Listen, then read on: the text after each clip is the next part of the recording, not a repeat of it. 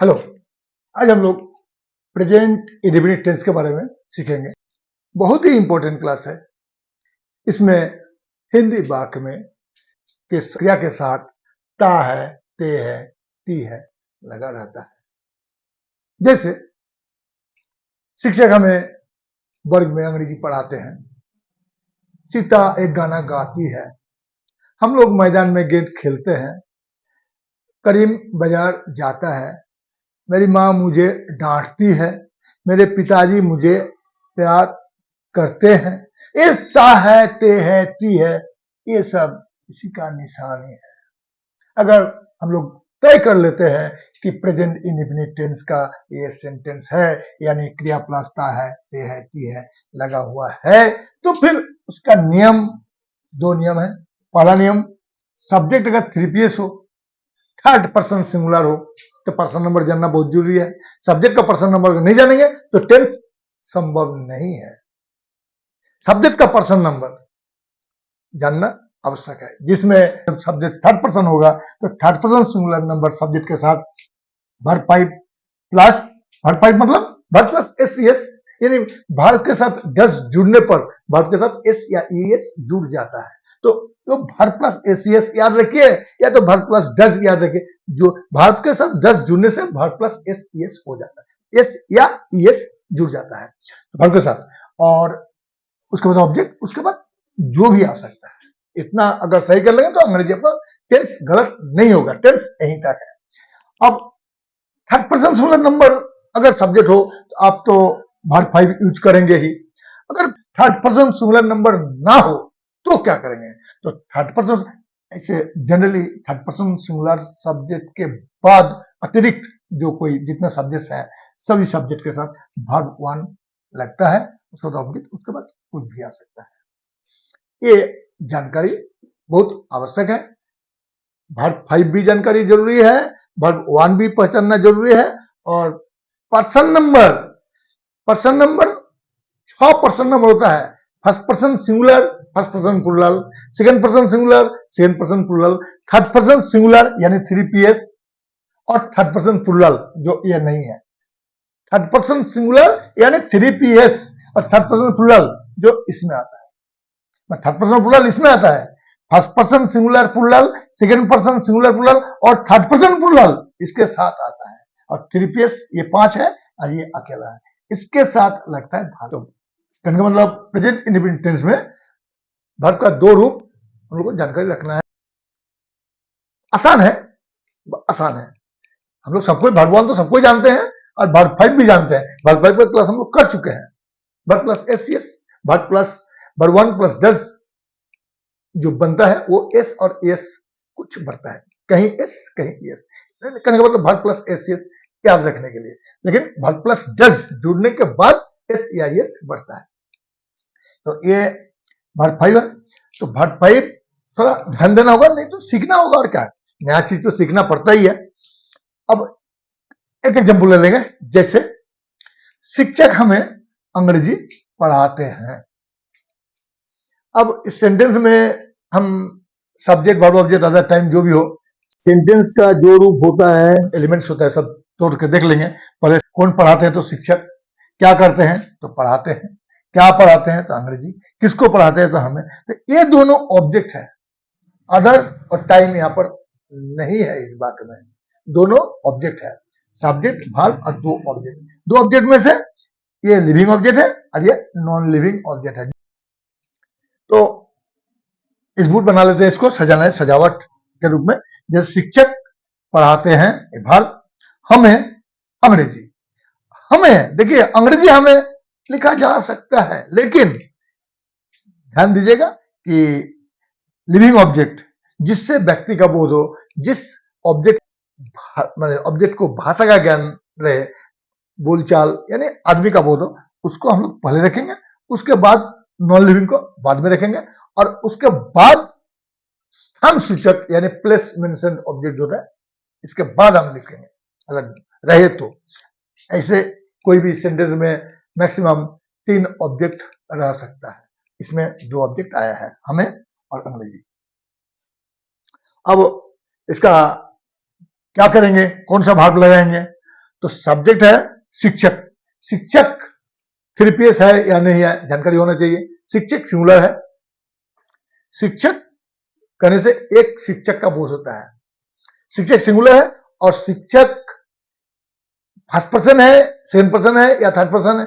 First person में हम जानते हैं सिंगुलर में मैं होता है, सेकंड पर्सन में होता है तुम आप। तो मैं नहीं है यानी फर्स्ट पर्सन नहीं है, तुम आप नहीं है यानी सेकंड पर्सन नहीं है, तो ये मैं तुम आप नहीं है यानी थर्ड पर्सन और सिंगुलर तो ही है। इसलिए शिक्षक 3PS यानी थर्ड पर्सन सिंगुलर नंबर है। तो हम लोग पहले ही जब अनुवाद करने जाएंगे तो सब्जेक्ट क्या है? शिक्षक। शिक्षक और क्या है वो? 3PS।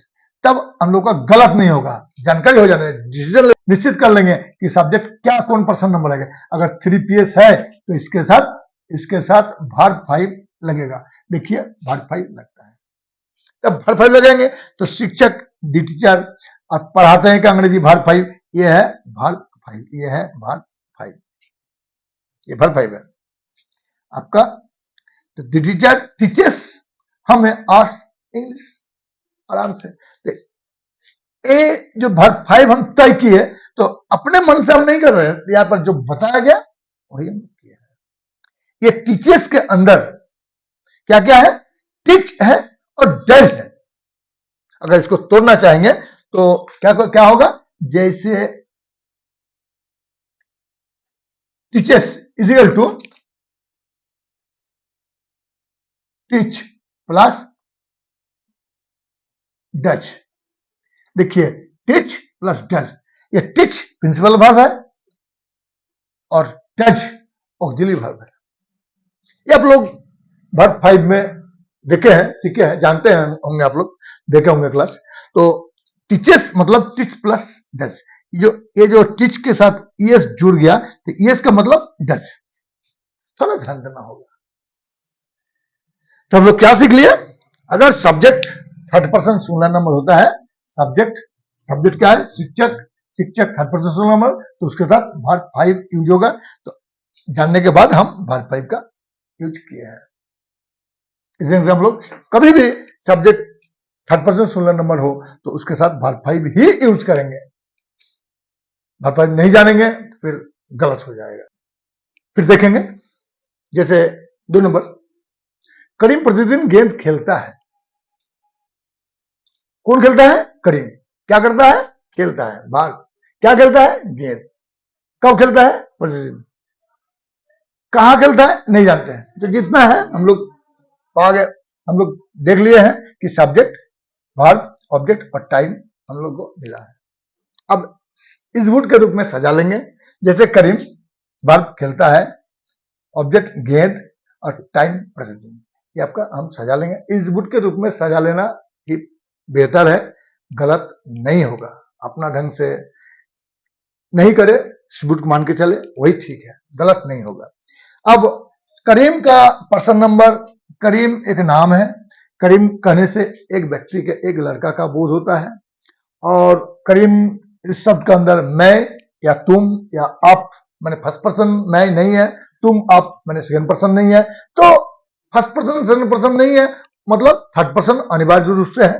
तो करीम थर्ड पर्सन सिंगुलर नंबर है। और थर्ड पर्सन सिंगुलर नंबर होने के साथ साथ हम तय कर लेते हैं कि वर्ब का 5 यानी वर्ब 5 लगेगा। अब वर्ब 5 लग जाएगा तो जब हम जान लिए करीम के साथ वर्ब, तो प्लेज खेलता है यानी प्लेज। करीम प्लेज गेंद ए बॉल प्रतिदिन डेली, आपका बन जाता है आराम से। अब प्लेज जो है, प्लेज एक वर्ब है प्ले, जिसके साथ एस जुड़ के प्लेस बना है। तो इसका खंडन कैसे होगा? जैसे plays is equal to, main verb है प्ले, प्रिंसिपल वर्ब, और उसके साथ है डज। ये डज जुड़ के प्लेस बना है। Does is equal to S. इस प्लेस में यही S is equal to does नहीं है। ऐसे अगर सब्जेक्ट का पर्सन नंबर जान लेंगे, अगर सब्जेक्ट पर्सन नंबर के अनुसार वर्ब को तोड़कर देखते हुए जाएंगे, सीखते हुए जाएंगे, तो आगे चलकर आपको नेगेटिव करने में या इंट्रोड्यूस करने में कोई दिक्कत नहीं होगा। कोई नेगेटिव फॉर्म या इंट्रोगेटिव फॉर्म में रूपांतर करने के लिए ये बहुत जरूरत होता है। ऑक्सिलरी वर्ब, ये ऑक्सिलरी वर्ब, ये प्रिंसिपल वर्ब, मुख्य वर्ब, ये यानी प्रिंसिपल वर्ब और डज, डू, डज, डिड, ये सब ऑक्सिलरी वर्ब होता ही है। अब दो एग्जांपल हम लोग थर्ड पर्सन सिंगुलर नंबर का देख चुके हैं। अब थर्ड पर्सन सिंगुलर नंबर का अलावा कुछ दूसरा एग्जांपल भी देख लेते, फिर हम लोग देखेंगे 3 नंबर सेंटेंस। जैसे वे लोग प्रतिदिन मैदान में गेंद खेलते हैं।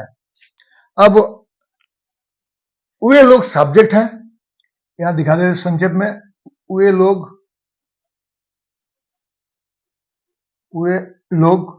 ये थर्ड पर्सन प्लूरल है। तो थर्ड पर्सन प्लूरल थोड़ा ध्यान दीजिएगा, इसमें कहा गया है 3PS होने पर, यानी थर्ड पर्सन सिंगुलर नंबर होने पर वर्ब 5 यूज किया जाता है। और थर्ड पर्सन ये भी है लेकिन प्लूरल है, तब ये नियम लागू नहीं होगा। तो नहीं होगा तो इसमें क्या लागू होगा? वर्ब 1 लागू होगा। तो वे लोग प्रतिदिन मैदान में गेंद खेलते हैं, इसका स्पूट बना लिए हैं, वे लोग खेलते हैं गेंद मैदान में प्रतिदिन। तो वे लोग का अंग्रेजी दे, अब खेलते हैं अंग्रेजी play, not S, way they play A ball in the field daily. अब ये जो प्ले है इसके साथ, जैसे वर्ब 5 के साथ हम लोग को डज मिला था, इसके साथ क्या है वो भी थोड़ा देख लेना जरूरी है। जैसे प्ले इजिकल टू, इसमें प्ले तो है ही है, प्लस उसके साथ डू जुड़ा हुआ है, जिसके साथ एस नहीं रहेगा उसके साथ आवश्यक रूप से डू जुड़ा हुआ रहता है। यानी डू ऑक्सिलरी वर्ब है और प्ले प्रिंसिपल वर्ब है। जो इस प्ले के अंदर डू भी जुड़ा हुआ है। डू एक ऐसा शब्द है वर्ब के साथ जुड़ने से या वर्ब से घटाने से वर्ब 1 घटता या बढ़ता नहीं है। तो वर्ब 1 के साथ डू जुड़ा हुआ रहता है। तो इस वाक्य में ये डू क्यों जरूरी है? जब अगर आप इस ढंग का वाक्य को नेगेटिव फॉर्म या इंट्रोगेटिव फॉर्म के रूप देना चाहेंगे तो फिर डू का जरूरत हो जाएगा, जो हम बाद में आगे हम लोग सीखेंगे। और एक एग्जांपल ले लेंगे, जैसे 4 नंबर, आप प्रतिदिन करीम के साथ बाजार जाते। देखिए सबके साथ ता है, ते है, ती है लगा रहता है, सबके साथ था। तो आप प्रतिदिन करीम के साथ बाजार जाते हैं, ते है, तो कौन जाता है? तो आप क्या करते हैं? जाते हैं। कहां जाते हैं? बाजार। किसको? नहीं है। कब जाते हैं? तो प्रतिदिन। अब बच गया करीम के साथ, ये हो गया बिना सवाल का, जो बच गया वो हो गया आधार, ये भी होता है। तो subject, verb, object, other, time सब हमको मिल गया। तो देखिए सब्जेक्ट है, आप जाते हैं, वर्ब बाजार, ऑब्जेक्ट करीम के साथ आधार, ये SVOOT एक साथ सब अवयव इसमें मौजूद है। अब इसका अनुवाद क्या होगा? देखिए आप, यू जाते हैं यानी गो, माने सिर्फ गो और कुछ नहीं, गो के साथ एस कुछ नहीं, सिर्फ गो। जाते हैं, आप जाते हैं यानी यू गो टू मार्केट, माने बाजार, बाजार के तरफ, टू मार्केट। करीम के साथ, साथ अर्थात विथ करीम, करीम विथ करीम, और प्रतिदिन डेली। इस ढंग से आप देखिए जो इसबुट, देखिए यू जाते हैं, गो टू बाजार, टू मार्केट, करीम के साथ विथ करीम, प्रतिदिन डेली। तो अगर ये हम सही लिख सकेंगे इसबुट तो हमारा सेंटेंस गलत नहीं होगा। इसलिए हम चाहते हैं कि आप लोग कभी भी ट्रांसलेशन करें, अनुवाद करें तो इसबुट का रूप लेके ही, साथ लेके ही चले। जब अच्छा से सीख लेंगे तब मन ही मन बना लेंगे, वो अलग बात है, लेकिन जब तक अपने पर कॉन्फिडेंस ना हो तब तक इसबुट बना के ही करेंगे तो ठीक रहेगा। अब ट्रांसलेशन करने के बाद, अब ये गो क्यों हुआ?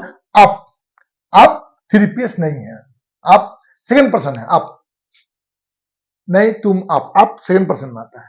तो सेकंड पर्सन के साथ तो 3PS का नियम नहीं लगेगा, इसमें आएगा सब्जेक्ट के रूप में, तो भगवान, इसलिए उसको हम नहीं दिखाए। तो इसका विशेष करके थर्ड पर्सन सिंगुलर नंबर के साथ ध्यान देना होगा। जैसे आप देखिए S इजिकल टू आप हो जाता है 2PS, ये आपका हो जाता है। तो इसके लिए ये नियम लागू नहीं होता, 3PS होना चाहिए इसके लिए। तो 3PS तो नहीं है, सेकंड पर्सन है, तो सेकंड पर्सन के लिए वर्ब वन लग गया। अब इसको वर्ब वन में क्या है, वर्ब वन में verb one equal to verb one plus do, माने go plus do auxiliary verb है और ये गो प्रिंसिपल वर्ब है। इस ढंग से हम लोग सीख सकते हैं, बहुत आसान है, आसान है। लेकिन इस घर को थोड़ा ध्यान दीजिएगा, क्योंकि ये 3PS का गलती से विद्यार्थियों का बहुत ब्लंडर हो जाता है।